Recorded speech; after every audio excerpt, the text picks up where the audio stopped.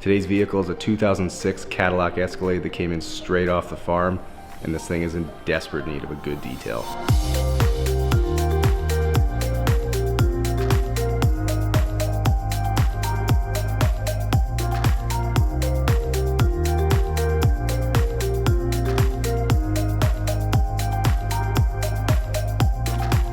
Alright guys, so as I get started with the pressure washer here, you'll notice I've got a Buddy Hug toque and winter gloves on, and that's because it's only a couple degrees out this morning, but this Escalade still needs to get washed. So I'm starting with a pre-wash rinse to remove as much of the dirt and the dust that's accumulated from all the gravel roads that this vehicle sees.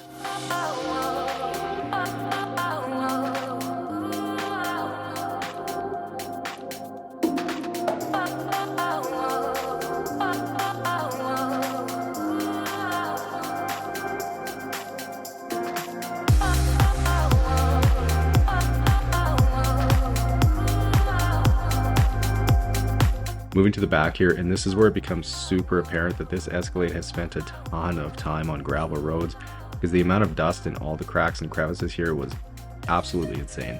Literally, the more I sprayed, the more dust came out. It was like a never-ending fountain of mud.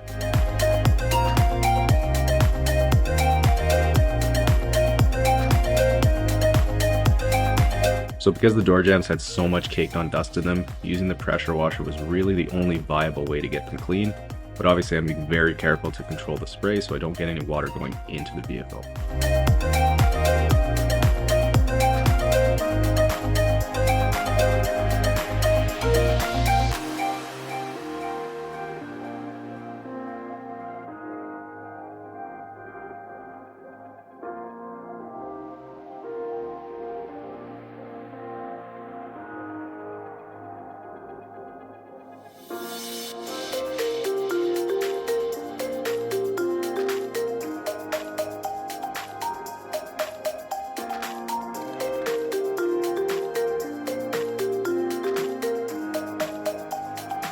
Alright, so now that's warmed up a few degrees, the toque and the gloves are off.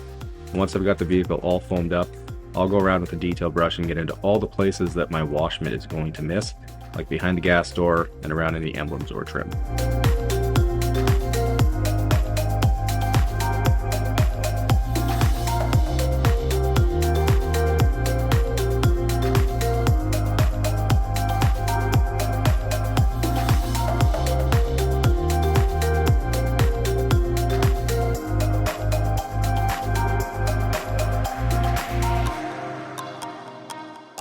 Alright, so with the vehicle drip drying in the garage for a bit, I can turn to the floor mats and start by spraying them off to get all the dirt and the gunk off of them.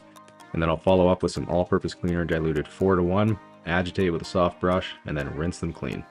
And later, once they're dry, depending on the shape that they're in, I'll sometimes use some CarPro Pearl diluted 2:1 to revive the look of them and give them a nice matte black look.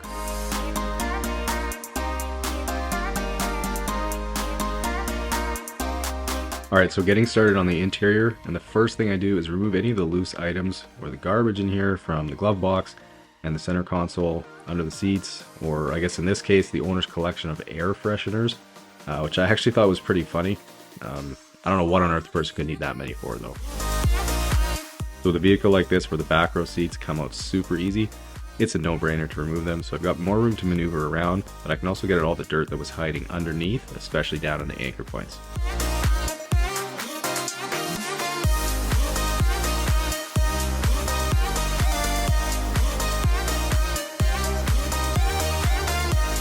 So as I'm starting to vacuum here, one thing I've noticed is how plush this carpet is, which makes sense because it is a luxury vehicle. So it is actually making vacuuming a lot easier, as the dirt and the debris really isn't trapped down in the fibers like it is in a lot of the vehicles that I see that have cheaper carpets.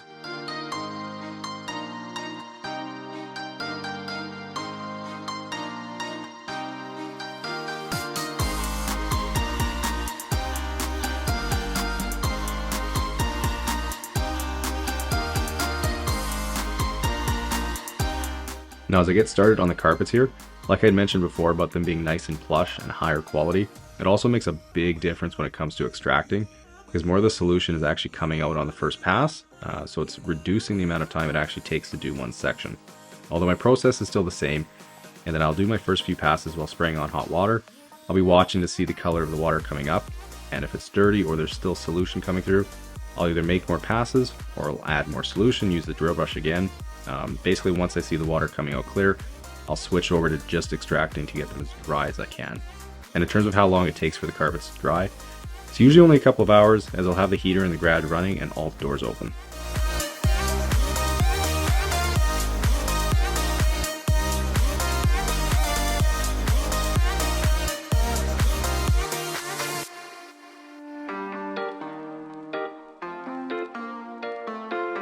Turning to the section of the carpet in between the two second row seats, and this was definitely the worst area here, as you can imagine, since there was no rubber floor mat, and the kids' dirty shoes or winter boots would be walking all over this carpet.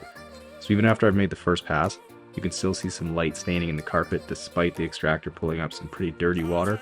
So knowing that this is a heavy traffic spot, I will go ahead and add more solution and redo the process to get it as clean as possible.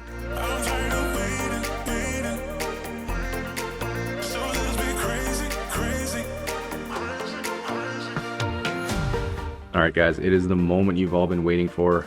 Have a look at all that nasty water pulled from these carpets and the nice layer of sludge at the bottom of the bucket.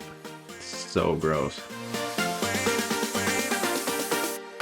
Alright, so busting out my McCulloch steamer, and there was a ton of sticky grime in these seat anchor points, which would otherwise be really difficult to clean, but the steamer makes super quick work of it, as it can get everything loosened up and just ready to be wiped clean with a microfiber towel. Not to mention, this is just another one of those tools that's super fun to use, so if you guys are interested, the link to it is in the description, and I would definitely recommend checking it out, as it's fairly inexpensive for being such a versatile tool. Alright, so turning to the interior trim, and I'm using some all-purpose cleaner diluted 10:1, wiping everything down with a slightly damp microfiber towel, and also using a detail brush to get into any of the tighter spaces.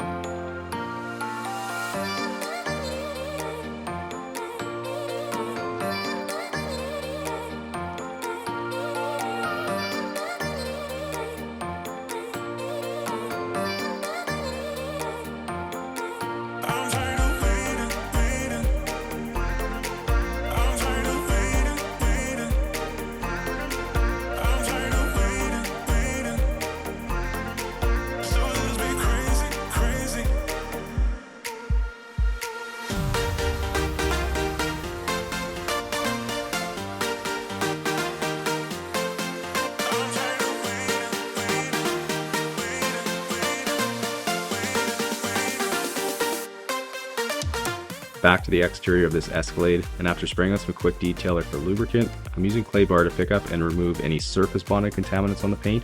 Things like tar, tree sap, road grime, basically anything that's stuck on the paint. And I honestly wasn't surprised at all to see just how much crud was removed. I'm guessing this vehicle has never been clayed before. What this basically does is it gets the paint perfectly clean and will allow for better bonding of a wax or sealant, as well as improved gloss and clarity, so it's going to look even better.